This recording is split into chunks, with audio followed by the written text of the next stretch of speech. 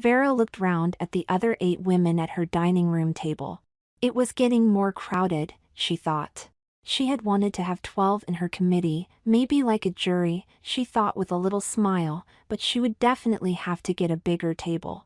Amanda, a co-founder of the committee, sat on her right, dressed in a smart patterned green dress that complemented her red hair. Beside her sat dark-haired Rose, another founder member, more casually dressed in a patterned T-top and tight pink jeans that curved in all the right places. Her eyes running round the table anti-clockwise, Vera looked at the others in the committee, Becky, a policewoman, but in her civilian clothes, a loose blue sweater and jeans. Next was Helga, an accountant, in a dark gray pantsuit over a cream blouse, its color only marginally lighter than her very blonde hair, then brown-haired Katya, a lawyer, in a black pinstriped skirted suit over a white blouse. To her right was Lori, a consultant, wearing a smart slim-fitting burgundy-colored dress, her hands clasped in front of her, not quite hiding the sparkling new engagement ring that she had proudly shown off when she had arrived, and last, Janice, their newest member, a high school science teacher, in a multicolored floral blouse and black leggings. Other than Katya, they were all younger than Vera, mostly in their 20s. 2 other members, Kathy and Sue, had been too busy at work and sent their apologies. Vera, as founder, and also as the most senior member, had fallen automatically into chairing the committee's meetings. It was not that Vera was old, she was only in her early 50s. She no longer looked young, she thought regretfully, and when she examined her face in the mirror she saw a few crow's feet at the corners of her eyes. Still, her dark brown hair showed only a few gray hairs above her ears, and her slim figure still showed enough curves under her brown slacks and gold blouse. That spell or incantation, whatever it was, had taken years off her appearance. As they arrived, the others had duly admired Lori's ring. "You used to wear an antique ring. You said it brought you luck. Where is it now?" Amanda asked. "Oh, I've still got it. Just changed hands." And Lori waved her right hand. The chatter died away and they looked at Vera expectantly. She ran a tight ship and the clock was right on 2. Taking advantage of the relative quiet, she tapped the table with a small gavel and smiled at her friends. "All right, as chair of our committee, let me bring this to order again after our break and set about our business. Helga has already passed out a statement on what money we have in the bank, so we are all fine there. Any questions? All right, if there are none, let's get to my report." She sat back in her chair and looked at her notes. This committee has been doing its work for 2 years now. During that time we have carried out 12 operations, as you might say. So that is about 1 person about every 2 months. Let me reiterate our method. We use a magic spell that I got from an old woman, and when it's read to any man it makes him into a woman.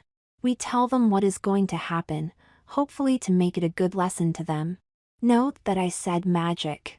Most people find this totally unbelievable in this day and age. I still can hardly believe it either, as it's just not rational. So, again, to remind you all, yet again, Vera smiled, not one breath of this must get out from this committee, well, other than our subjects.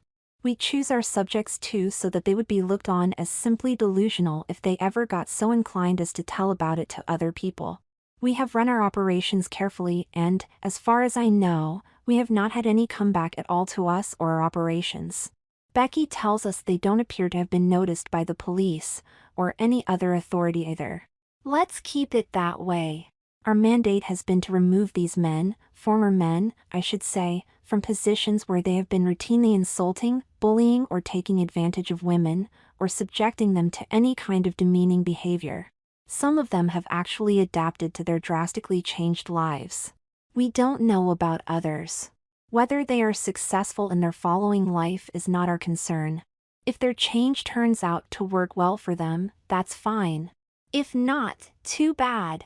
As you know, some of our subjects have totally disappeared.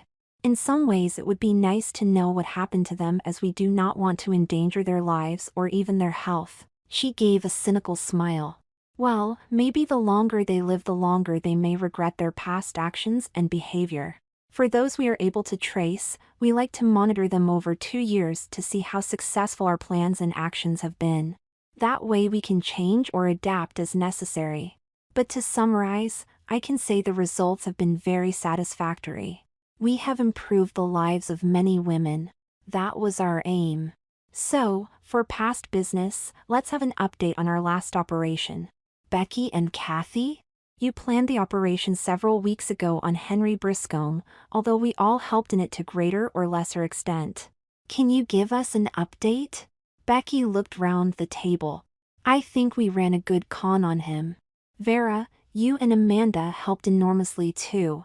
Vera's mind flickered back to an afternoon she had spent with Henry.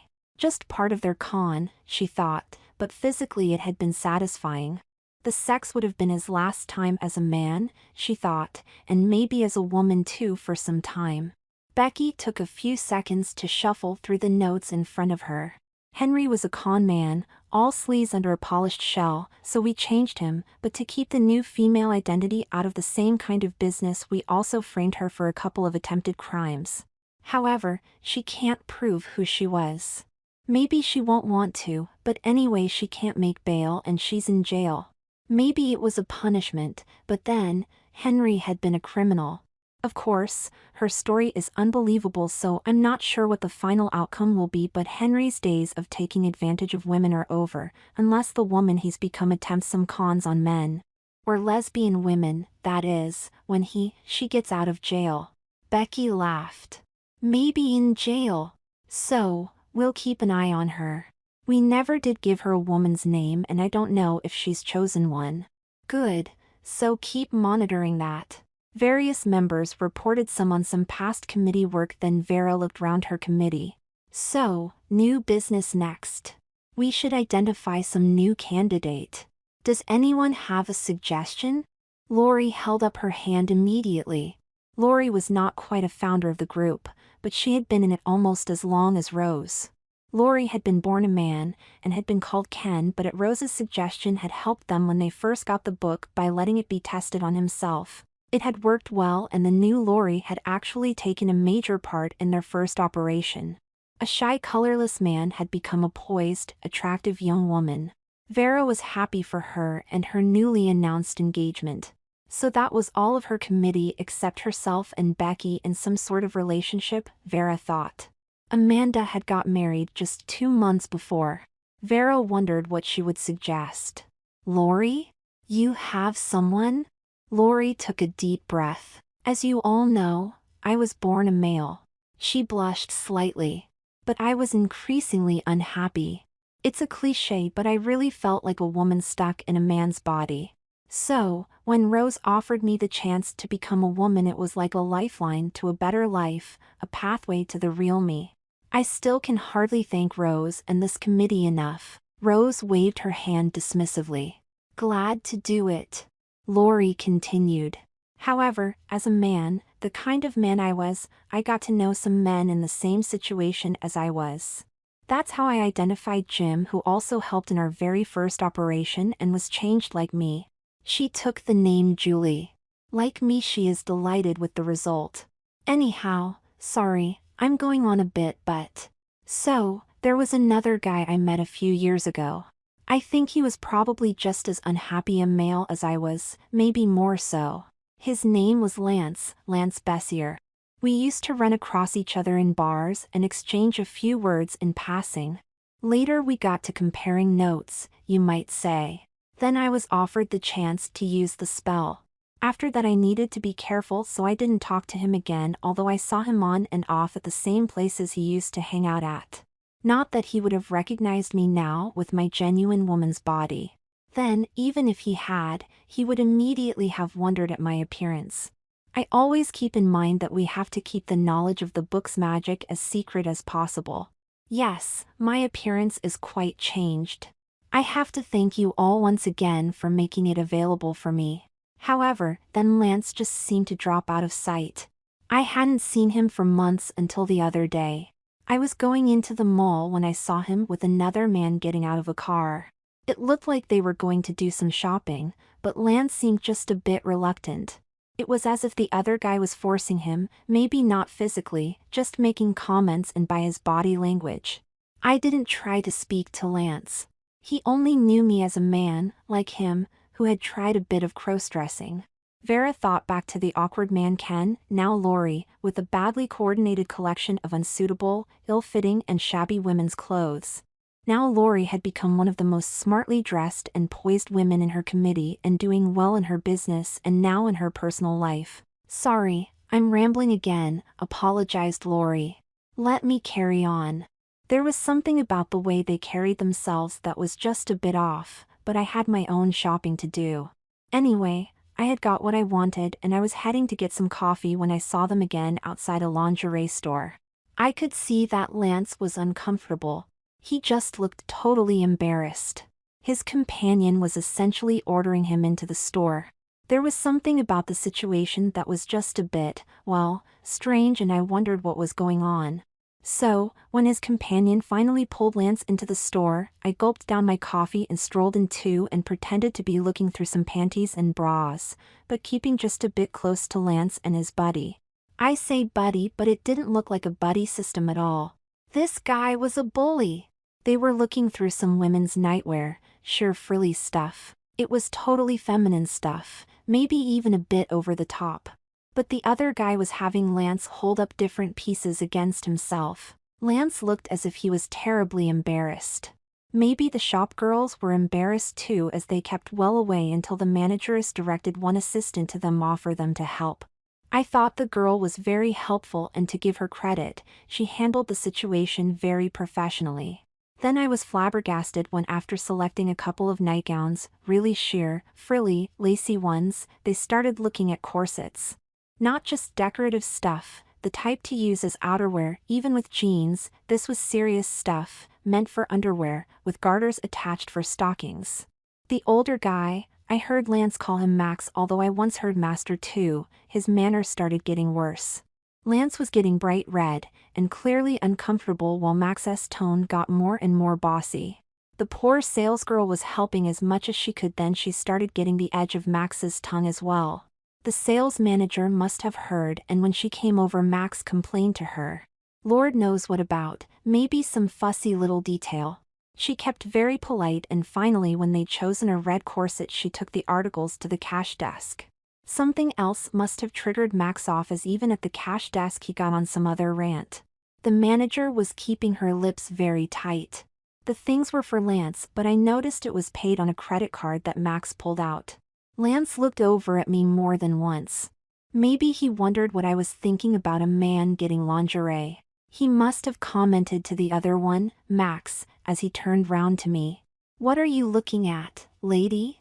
Mind your own f***ing business," he snarled, so I just quickly took my stuff, paid for it, and got out as fast as I could. I was so mad and embarrassed that I needed to cool down, and I went to a coffee shop before I went home. But I was horrified when they both came into the shop too. Fortunately, I was out of Max's view.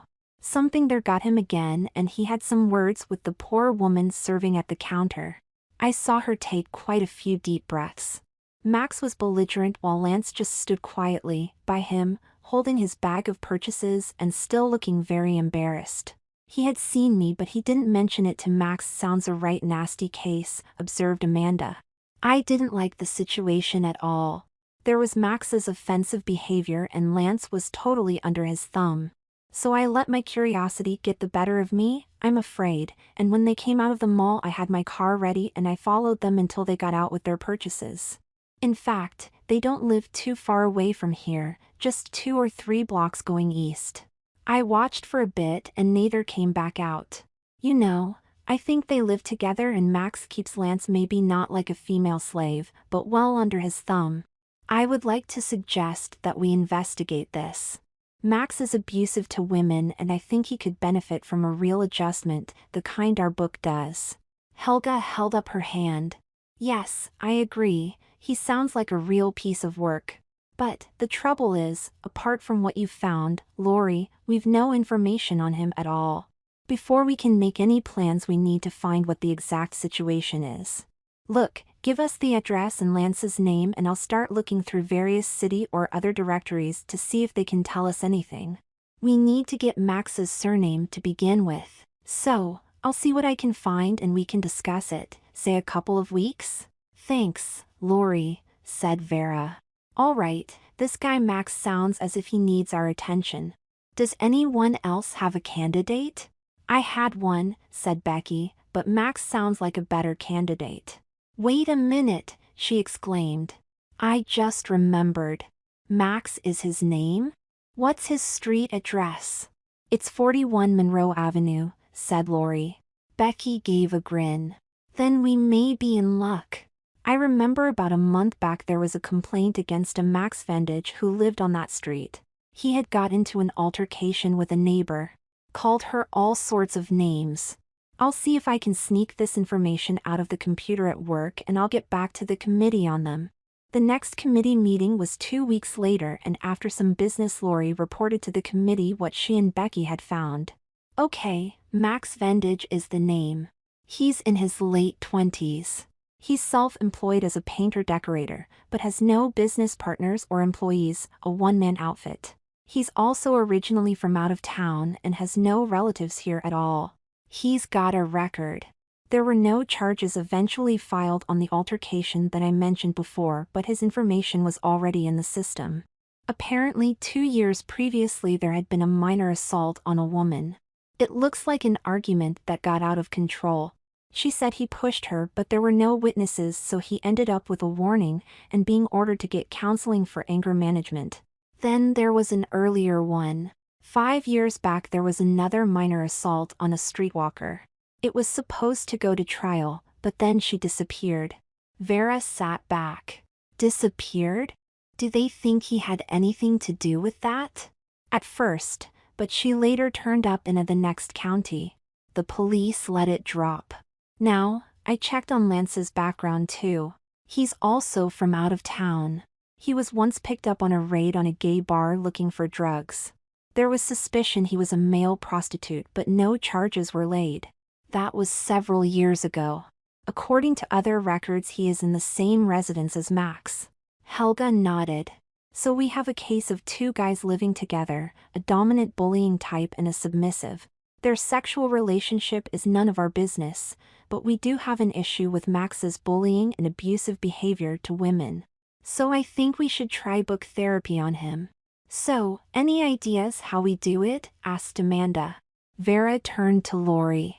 Lori, you said earlier that you thought Lance was a bit like Ken was, unhappy as a man, and he's taken the submissive part in this relationship with Max. It also looks pretty clear that Max makes him use women's outfits. Maybe he has Lance cross-dress all the time he is at home.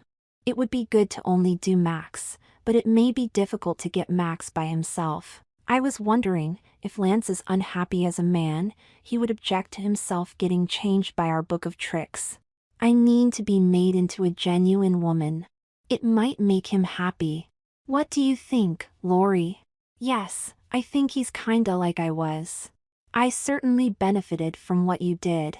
I think he would too. He'd look on it as a reward. Vera leaned back in her chair.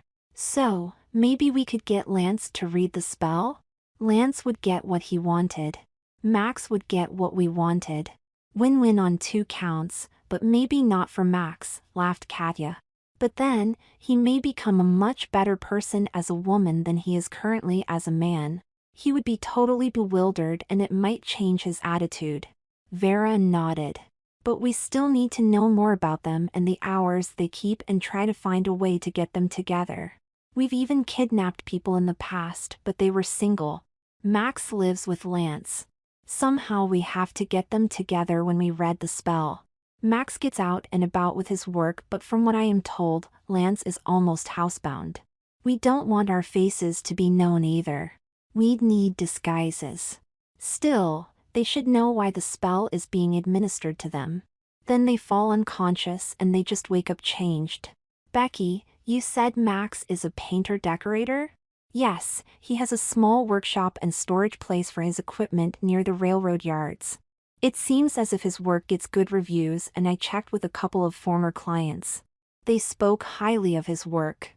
The only criticisms were that one woman commented that he seemed almost too eager to please, another thought his manner was a bit obsequious. So it seems as if our friend Max can be polite if he wants, but for those who don't count, he can be one nasty SOB. Vera looked round at her committee. I'd like to meet him to size him up, so I'll call him and see if I can get an estimate about doing my downstairs area. I'll report back to you. But Becky and Lori, maybe you could both keep an eye on him. When Vera checked the company website, the reviews quoted from customers were good there too, so she called up. Advantage Decorating, she heard. Can I help you? Vera thought the voice sounded quite businesslike. Yes, hi, I would like an estimate on redoing the downstairs area in my house. Yes, ma'am, what were you thinking? Oh, repainting. I've got a bit tired of the colors that are there. It's a few years since it was painted. So, if you have any ideas, I'd be glad to hear them. Certainly, madam. So, can I have your address and I'll come and have a look? Vera gave her name and address and arranged for Max to come in 2 days. She looked round her living room. Maybe it actually would be an idea to get it repainted. It hadn't been done since well before her husband died. She thought about being with Max. A second opinion would be good, so she called Amanda. When the doorbell rang and Vera invited Max in. Mr. Vendage? I'm Vera Campbell. This is my friend Amanda. He shook their hands, showing lots of white teeth. Glad to know you, ladies. Call me Max. Now, what is it you'd like done? Vera showed him around, getting impressed. His manner was very professional, asking questions about what she liked and what she didn't and making suggestions. All right, Mrs. Campbell. I've seen it what I need to. It's a lovely house you have here. Very tastefully done, but I agree with you, I think it needs a bit freshening up. I have some stuff in the van if you want to check on some colors and other accent touches that I think can show your house off better. I'll go out and get some paint charts, and I have a folio of work I've done. Once you select some, I'll work on a color scheme and I'll get back to you with an idea of prices. What do you think? Asked Vera, when Max was outside. Nothing I can see yet. But yeah, maybe his manner is a bit oily. Still, let's see what he has to say. Max returned with an armful of some paint charts, decorating books and albums with pictures of work he had done for previous clients, and they spent another hour going over some paint charts with Vera and Amanda chipping in and making some selections. Yes, definitely obsequious, Vera said when Max had left. Anyway, that gives us a good idea of who we're dealing with. Apart from that, when the committee met again, there was little new material on Max to discuss. Vera shook her head in frustration. We would prefer to change the two of them, but Max is the only one who gets out and about much. So I think we will have to do the change right at his house. We'll just have to hope that Lance doesn't make too much of a fuss. Max now knows me and Amanda. Maybe he will also remember Lori from the encounter at the mall. I have an idea how we can do this, crude and no subtlety either, but I think for safety we should all wear masks. Here's what I am thinking. One evening, 2 weeks later, Max had been watching television. He was dressed in a t-shirt and jeans and sprawled on a sofa, his arm over Lance's shoulder. Lance was dressed in a black bra and panties with a pink negligee on top. The doorbell rang. Who the fuck is that? Max snarled and pushed Lance out of the way. Let it ring, said Lance. But the doorbell rang again. Muttering curses, Max pulled himself up and went to the front door. Through the spy hole he saw a small dark-haired woman carrying a clipboard. She was casually but neatly dressed. Another do-gooder or some religious type? He would enjoy sending her packing. He growled with satisfaction. He had a busy day pandering to some stupid women clients, and this would be a chance to give someone a yelling and let off steam. He opened the door. What do you want? He growled, sizing his visitor up. Sorry to bother you, sir, but I'm looking for signatures on this petition, said Rose. It's about that new factory they are planning over by the Beltway. Look, lady, I'm not interested. Why don't you get lost and not disturb me? And another thing, lady, what makes you think you have a right to come bothering people? This was good, thought Max. He could feel himself getting wound up. Would she argue or just turn tail? The woman was fairly small and he was at least a foot taller than her, so he could intimidate her by size alone. He thought gleefully of her scurrying away, her tail metaphorically between her legs. But Rose smiled sweetly. "Oh sir, I'm sorry to disturb you, but you see this proposed plan here." She put a chart right in front of his nose and it distracted his attention. He went to push it away, but then he felt a sudden enormous jolt on his chest that ran through him. His legs buckled under him and he collapsed onto the floor, just inside his door. Lori and Katya were right behind Rose and they all put masks on, giving one to Rose too. They pulled Max into the house and shut the door. "Max?" they heard. "What is it?" Rose put her fingers to her lips to warn the others. She quickly pulled her mask over her face. Lance, still dressed only in the underwear and negligee, appeared at a doorway. He stopped as if puzzled, then went rigid at the sight of the three masked women and Max on the floor, groaning. He was about to cry out, but Rose rushed to him and put a hand over his mouth and a gun to his temple. It was only a toy but fairly genuine looking. "Get back inside, and sit down and be quiet," she hissed. "If you behave, no harm will come to you." Lance allowed them to pull Max's unresisting body along behind him and into the living room. "Please don't kill us," Lance whimpered, making alarmed faces. "Shut up and do as we say," Rose snarled, remembering movie villains and making her voice sound as menacing as she could. "Now help us lift Max here into a chair." She handed Lance some rope. "Now tie his hands behind his back into the chair. Now one round his waist. His ankles too. Hurry up." Katya checked them and nodded. "They're tight." She spoke huskily, trying to disguise her voice. Rose pointed to another chair. "Now you, Lance, sit down too and don't move." Lance was gabbling. "Please, we have nothing to give you. Please don't kill us. Let us go and we won't tell anybody about this." "Just shut up," Rose snapped, getting annoyed with the whining. "First, if you behave yourself, we won't do you any harm. In fact, we hope to do some good." "Well, maybe you. I'm not so sure about your lover boy here.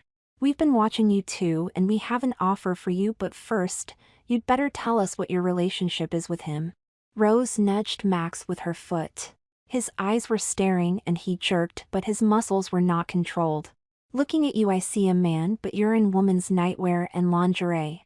What is the relationship? Tell us." Lance just looked at them. "What does it look like?" "I'm a sissy," he burst out. "I want to be a woman. I've wanted it almost all of my life. I struggled along, then I met Max and right away he saw what I was. He accepted me, he helps me, and we became a couple." "I've seen you both together," said Lori. "Maybe he accepts you, but he bullies you too. You've no life of your own. And I don't like the situation you are in." "Is that the way it is? What's Max to you?" Lance sniffed. "Max, he's attracted to men, but effeminate ones. Yes, sissies like me." He blushed. "He doesn't even like women. He's taken over my life completely, but he cares for me. He says he loves me. He tells me what to do. I'm happy with him. My parents and family didn't accept me. Max does. He bullies you." "I've seen it." Lance pouted. "Well, I am like a wife to him. He treats me like a woman. Yes, sometimes he criticizes me for things. I act as a wife to him, but if I'm like a wife, he should take a husband's role, shouldn't he?" Katya took a deep breath and counted to 10. "But you're a man, well, anatomically." "Yes, I was born that way, but I feel like a woman. Ever since I was a kid I've wanted to be a woman, but that's not possible. I mean to be a real woman, but I make up for it the way I relate to him, the way I dress, and we can make love well enough. I can do things to Max that most women won't do for their husbands." "Spare us the details," said Katya. She looked at Max. "How is he?" Lori lifted Max's face. "I think he's coming around. Maybe 10 minutes yet, then he'll be starting to pay attention." Katya turned back to Lance. "Look, sissy, we've got an offer for you. We came here to make it to you. We mean you no harm. You behave like a woman. She pointed to his lingerie. You dress like a woman. You've taken a role with Max that might be thought of as a woman's. Katya was choosing her words carefully. It was not the relationship she had with her own husband. Yes, Lance, said Rose. The offer. How would you like to become a real woman? I mean completely, utterly. You'd lose your male body and all the male bits and pieces. Instead, you'd get a completely female body, with breasts, uterus, vagina, vulva, what you might call pussy. You'd get a curved figure with a waist and broad hips. You'd not be as tall. Your voice would get higher. You would be a woman completely. You could even get pregnant and have children. You're kidding? Lance asked. I'm not teasing you. It's a genuine offer. You wear lingerie, but really, it's designed for women. Their bodies are curved. You could get the female curves too to show it off better as well, or maybe, I should say, if you had female curves, the lingerie would have them off. Look at you. You're in a bra. What have you got in it to fill it? Lance looked hurt. I have some bags filled with rice. I was going to get some breast forms eventually. I think that you'd be happier with genuine women's bosoms in the cups, said Rose. Have you been watching us? How do you know our names? Asked Lance. Lori stepped forward. Yes, and we've been watching you for a few weeks. Lance, we've actually met before, but I was a man at the time. Do I look like man now? Lance sat back. No, not at all. Lori was a bit suspicious. Lance had not looked too surprised by her admission, but she lifted her top and eased up her bra. See, real breasts. Do you want to touch them to test them? You could have the same. Yes, they look wonderful. Go on, touch them. Test my breasts. Lance tentatively stroked and gently pressed Lori's breasts. They're lovely. Then slowly pulled his hand back. Lori adjusted her clothing. So, Lance, would you become a woman totally, if you were given the chance? Not that we're going to give you an option, she thought. Yes, I'd love to try it. All right, that's what we are going to do. We are going to read you something that will make you into a woman. Then you can take up a woman's life completely. She let her voice soften, become more persuasive. Lance, we want to change Max because of his attitudes, but you know, this would be wonderful for you. Please don't hurt him. And Max hates women. That might destroy our relationship. Katya took over. Aha, that is the other part. Lance, don't you think as a woman you could establish a healthier relationship with maybe another man? You'd be totally a woman, as my friend just said. Men would see that. And you could have a chance at a better life. You may have convinced yourself otherwise, but I assure you that Max abuses you. Don't you want to get away from that? Maybe no other man would have me, he protested. I think you're pessimistic. In fact, that's nonsense. You'd be like half the world's population, and most of the adult females have relationships with men. Oh, I see Max is beginning to recover. Get him a drink of water, someone. Still in her mask, Lori went to the kitchen and brought back a glass of water. Max's eyes were still unfocused, but he sipped at the water when it was held to his lips. In a minute he began to look round and start to struggle against his bonds. Who are you all anyway? He asked unevenly. Katya shook her head. That doesn't matter.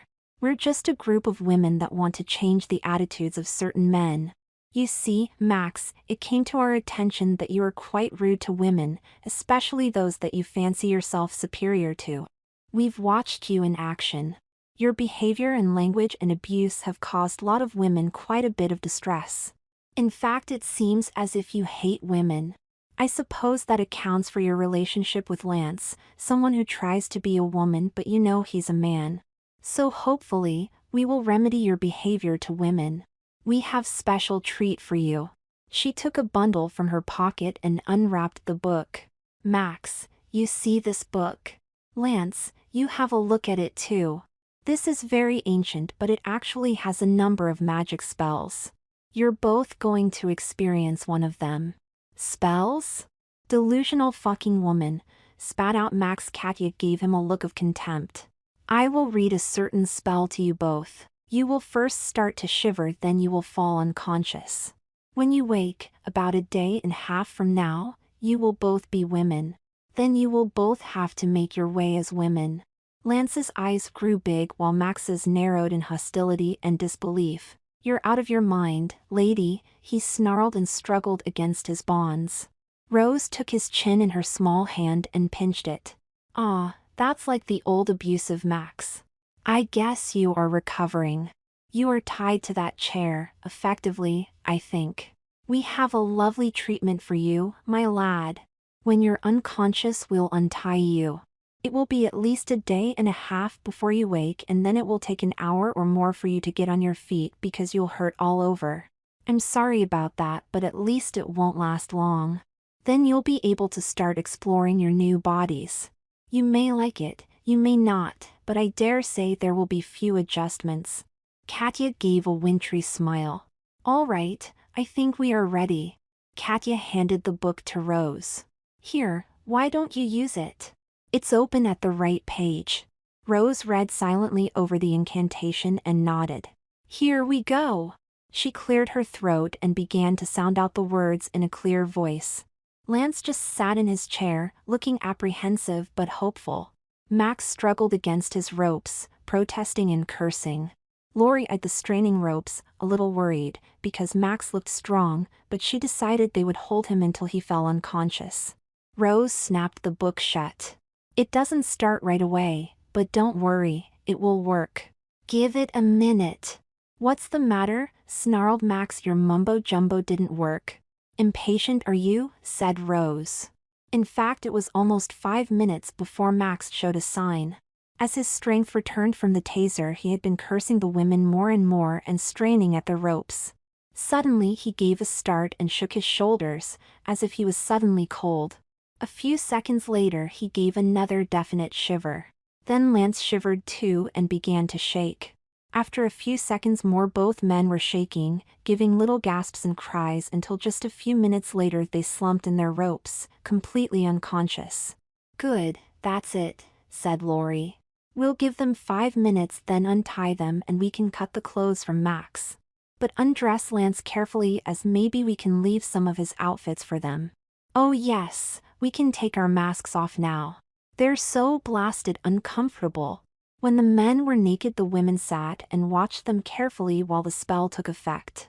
They had all seen it do its work before, on other men who had had the committee's attention, but they all watched open-mouthed as the two unconscious bodies rippled under successive waves of change. At one point the skin on the men even looked as if it was shimmering. They saw the male features change, slowly becoming softer and less angular, the heavy brows softening and their cheekbones becoming more prominent. Their bodies were shrinking too, changing shape and proportions. Their shoulders were narrowing, their waists even more, while their hips and buttocks began swelling. Their genitals gradually shrank, disappearing into their pubic hair, while breasts began to bud on their chests, first the nipples swelling, then the areolas, and finally the flesh underneath, expanding into prettily shaped female breasts. Lori rose and stretched. They need more comfortable chairs, she grumbled. Okay, let's check on their new girl bits. First on Lance, then Max. She pulled their legs wide open. Yes, all is going well. They're just about formed. It will only be about another 10 minutes and they'll be completed. So now we can get on to the next part. Who's got their new clothes? They're here, said Katya, and she shook out 2 plastic bags with women's clothes. She began sorting them. Thank God for thrift stores and the like. These clothes are not new, but close to it. Oh, I did get them new underwear, though. I didn't want them wearing worn-out bras and panties, but I hope the bras are the right sizes. I got a selection. We can see what fits best, then take the others back or keep them for another time. So, Lance first. How do we want her dressed? Certainly not like the stuff she had on, said Lori. I have some sympathies for Lance. Yes, she'll need woman's clothes, but not that over-the-top sissy stuff Max made her wear. I think something elegant and more tasteful. She shook her head. Yes, I remember how I went through some of that frilly stuff. I had no idea. God, how stupid I must have looked. She began to sort out the clothes, measuring Lance and setting aside some bras, then panties and several dresses that she held against the unconscious Lance, rejecting some quickly. Then she went through her first selection again. Yes, I think that will do, she said finally. Now get him, I mean her, ready. She doesn't have much in the way of facial hair, but we'd better get that off her, said Rose. The male hair would fall off in a day or so, but we want quicker results. She brought out a razor and cream and, her tongue out of her mouth, pressed against her lips, she shaved Lance's face, then her chest, working carefully between the breasts, her belly and finally her legs. With Lori and Katya supporting Lance, Rose slid a bra, then panties, pantyhose and a waist slip and a dress onto her. The figure made no movement. She was deeply unconscious. Rose looked up and down the unconscious figure. She looks good. Now then, what treatment do we have for Max? She's going to have a shock when she wakes up and maybe some women's clothes will add to that. Max wanted frilly stuff on Lance. Let's see how she likes it on herself. With Lori and Katya again helping her, she checked Max's measurements and went to the pile of clothes. Rose chuckled in satisfaction when she selected a bra and panties. Now, I wonder, she muttered and drew in her breath. Yes, here we are. Next, some outerwear for her. Yes, this skirt. And she rummaged through the pile. And this blouse. That should get her attention. While Rose was selecting the clothes, Katya had begun removing the hair from Max's face and body. Yes, shave her pubic area too, said Lori. Full Brazilian. Just so she can see her nice new bits and pieces better. Okay. All done, said Katya later. It had taken the best part of an hour. Sorry, she apologized. She's got a couple of nicks, but they've stopped bleeding. All right guys, said Lori, help me pull her up and we'll get her dressed too. Lori was bunching up a pair of white nylon stockings. She slid them onto Max's newly smooth legs. All right, next. She selected a white lacy garter belt with 8 straps, pulled it around Max's waist and fixed the garters to her stocking tops, adjusting the straps so that they pulled up the stockings very tautly. 8 garters, said Katya. It looks like a fetish's streams. Oh, it'll just reinforce the message, like these panties. They match the garters. You got him sissy panties, I see, said Katya. Lori laughed. Yeah, you think she'll like all the frills on her butt? Her bra next. I've got this push-up one, lacy too. I wanted a half-cup shelf type but I couldn't get hold of a suitable one. Lori slid it over Max's arms, pulled it up, fastened the back and adjusted the straps. She laughed. I've made the straps tight. That will get her attention when she wakes, seeing her new boobs hoisted up like that. She'll have to bend over pretty far before she can see down past them. Just about there, she muttered. The dress was a bouffant full-skirted style in pink satin with small back button style, and Max's white bra was quite obvious below it. Now their hair. Lance's is longish, so I think just a little shaping. She set to work with a comb and scissors. Good enough. Now Max. She shook her head. Too short to do anything, so.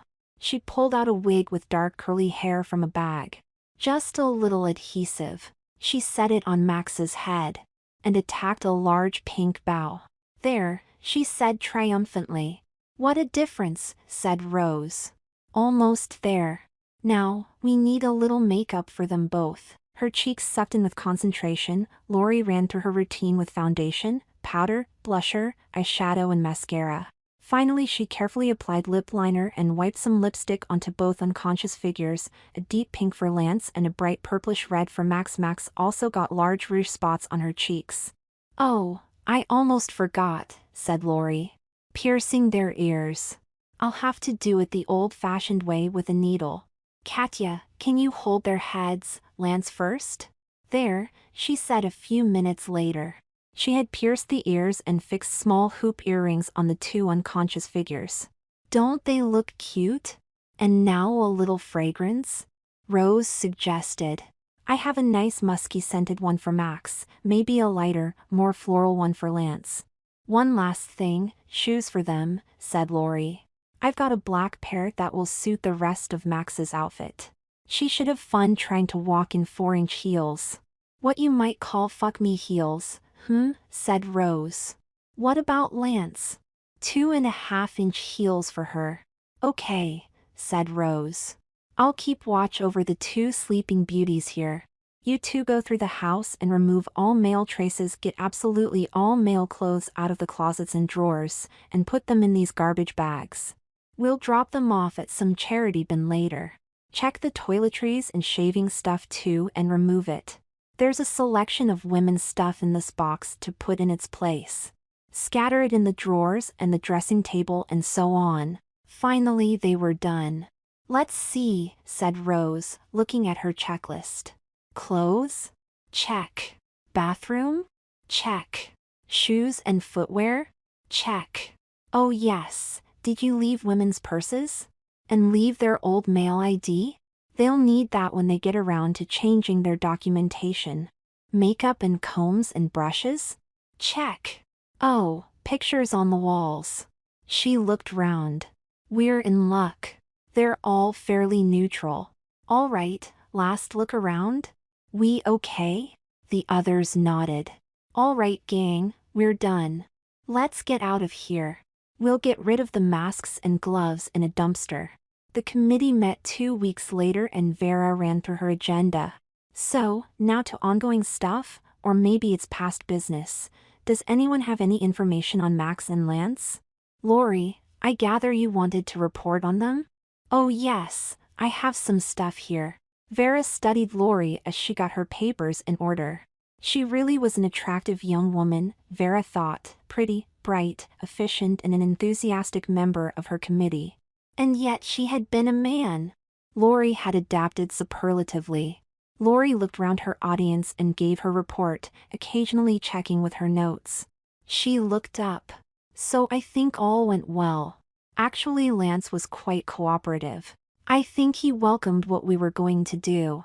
It's almost as if he expected it. I've been watching them a little too.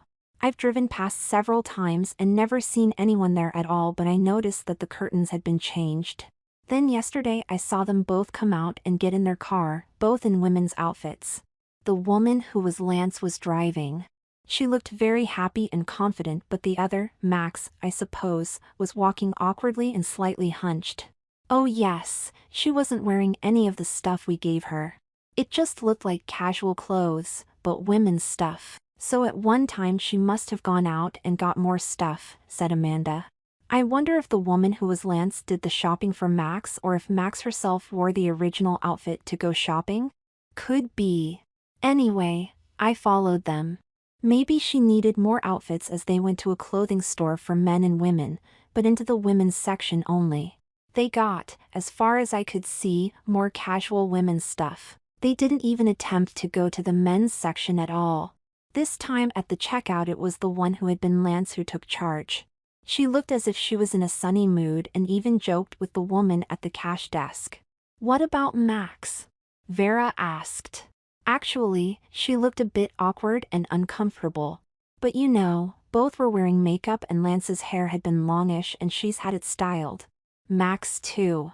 She was actually wearing the wig. So actually I think that Max is going to adjust. It looks as if she's working at being a woman. Let's hope her manners improve. There can be shrewish women too. Oh yes, I think too that Lance is intending to get out more. She left Max in a coffee shop and went to another store in the mall, by herself. They had a notice up wanting staff and she was speaking to the manager, pointing to it. I wonder if she wants a job as a saleswoman. So she's adjusting well, you think? Asked Vera. I wonder about Max. The former Max had been a decorator. I wonder what she will do. Maybe the roles will be reversed, Amanda suggested. She'll become the housewife. It'll depend how long it takes her to adjust. All right, we'll keep an eye on them. Actually, I wondered if they would split. After all, we changed their lives quite a bit and it must be stressful for them. You're not feeling sorry for Max, are you? Maybe they've established a new different relationship, said Katya. A week or so later, Lori had been in the mall at the lingerie shop looking for a nightdress and lingerie for her trousseau when it came to her mind that on her last visit there she had seen Max and Lance. Now I wonder? She thought. With her purchases completed, she walked along to the clothing store where she had seen the former Lance applying for a job. Lori recognized the girl right away. She was wearing a casual but smart-skirted outfit with heeled shoes. She was at the counter attending to a customer. Her manner looked pleasant and she smiled at the customer, so she's adapted well, Lori thought. She was about to head back to her car when some pretty women's blouses on a rack at the store entrance caught her eye and she was fingering through them when she was interrupted. Lori flinched slightly. I'm sorry. I didn't mean to startle you. Anything you're looking for, ma'am? It was the former Lance. Lori was curious to see how the former Lance was managing and decided to buy something. Yes, I like this blouse. Can I try it on? Certainly, ma'am, there's a fitting room over there. In fact, Lori was delighted with the blouse and went to the cash desk. She fished out her credit card from her purse. That's a pretty ring, said the former Lance, pointing to Lori's left hand. Oh, thank you. Yes, I just got engaged a month or so back. And when's the happy day? Next June, said Lori. The girl seemed entirely at ease, she thought, but seemed to be looking at her intently. The girl's eyes narrowed. That's a very unusual ring on your other hand. Oh yes, I picked it up in an antique store some years back. Lori tensed. She became aware that the girl was looking at her strangely, maybe with a trace of amusement. It's a very distinctive ring. I've only seen one like it before. A man I knew once wore it. Then she looked at Lori even more strangely. You know, your voice is familiar. And the way you carry yourself too. Even the way you talk. Lori was getting more uncomfortable. The girl looked more closely at Lori's credit card. Lori is your name? Yes, of course, said Lori. The girl looked at her evenly. So, is that the name you use now? You see, you remind me a lot of a man I used to know. In a past life, the girl added. What do you mean? When? Lori asked. The girl took a deep breath. Yes, we've met before, at least twice. Yes, and you remind me of a man I knew called Ken. Lori swore under her breath. She wondered what the girl knew. She looked round. It's almost lunchtime. Look, I think we need to discuss some things. Can I buy you lunch at that cafe over there? I'll see you there about 1 o'clock. This is not the place to talk about our lives, she muttered. The girl's mood had changed. She looked as if she was about to break down. Yes, she whispered, wiping the corner of her eye. Lori waited at the cafe entrance and just after 1 she saw the girl walking to her, slowly. Lori took her arm and guided her into a booth. Yes, I'd like to tell you some things. I call myself Lori. Now. But let's order. And I call myself Lania now. I used to be Lance. But I think you knew that, said the girl. They both ordered sandwiches and ate them through awkward and trivial conversation. When they were almost finished, Lori started. First, Lania, before I start on a long tale, how are you doing? The girl looked at her, surprised. In what way? I mean, are you happy? Now.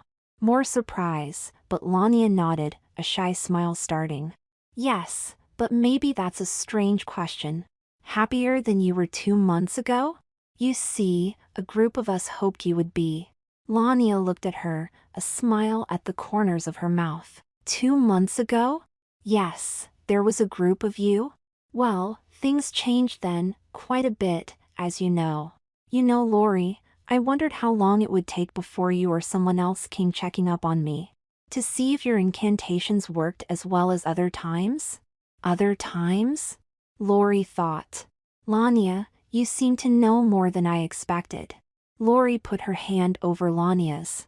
I have a tale to tell you, fantastic in a way, but you already know a lot of it. She took a deep breath. Lania's listened attentively as Lori told her own story, then about the committee and its aims, and finally why they had chosen Max and Lance. Lania squeezed her eyes shut and shook her head slowly, but a tear leaked between her eyelids. I'm so glad you did. She wiped her eyes. Lori, I remember Ken. He was as unhappy as I was. After Max and I began our relationship, I didn't get out so much on my own, and eventually I was cut off from past acquaintances. Still, I sometimes wondered how Ken was doing. I also remember that time when Max was so rude to you in that lingerie store along there. So that was what triggered that time you invaded my house. Yes, I suggested it to our committee. It must be an interesting group of women. Lori, I can hardly thank you enough. You changed my life and I'm happier than I have ever been. You know, when I woke up from the spell, even though I was aching all over, finding myself as a woman was like a dream come true, discovering my new body. I just feel so alive and happy now. I love the fact that I can wear women's clothes completely openly. I love having breasts and wearing bras. I love pretty lingerie. I love the feel of gartered stockings or pantyhose and feeling dresses swirl about my knees. I like the feel of earrings. I love making myself up. And what about Max? Lania gave a slightly mischievous smile. Yes, I'm sure his behavior got your attention and you put him in your sights. You know, when he woke up it was an enormous shock when he found himself in a woman's body and clothing. Nice touch, by the way, with the lingerie and stockings. He spent a whole day screaming and crying. I should now say she, actually pulled off the wig and her clothes, but you'd left nothing else in the house, so she had to put them on again to get out. I had flat out refused to get anything for her. But it took a week before she finally gave in. For me, I had no trouble at all. The change was just what I wanted. I needed to get out and get more clothes, women's stuff, for myself. It's amazing how much woman's stuff I needed. Sorry about that. Actually, I found the same. I needed much more than when I was a man. Lania gave Lori a big smile. Oh, I'm just kidding. I love getting out trying on things. Actually, the procedure had almost broken Max. Or, I should say, Magda, as she now calls herself. Max is gone, but the good thing is Magda is a different person and she no longer has the hold on me or attempts to. We're now about the same size and build, so she can't intimidate me. She's become a different person mentally too. You know, I think she's accepting it quickly. That first time she got out shopping she was desperate to get some men's pants and shirts, but she's hardly worn them, and after that she actually wanted me to go with her to get some women's clothes. She wanted my advice. What about your, relationship? Lania thought for a few seconds. I'm not sure where it's going. In some ways we've become closer. She is not bossy anymore. It's much more equal. In fact, I think we could stay as a couple. She was so broken that I felt I had to comfort her and care for her, and that just seems to have evolved into a new relationship. So we are still together. I think Magda is beginning to get cabin fever now and is talking about getting back out to work. Lori, what about your committee? Will it carry on? Oh yes, certainly. There are many men still need our attention. Lania sat back and looked at Lori. But Lori, I have a bit of a confession to make to you. You see, I'm afraid I manipulated you. I was hoping you would do something for me and it all worked out. Lori stiffened. How do you mean? She asked. Well, a way back, you remember that Ken and Lance were acquaintances, then Ken just seemed to fall off the face of the earth. But I saw you once in a grocery store, it must have been after you got changed, and I noticed that antique ring. You didn't see me. You see, the ring is unusual and I remembered Ken used to have one like it. Lori grimaced. That was careless of me. Yes, it made me wonder, said Lania.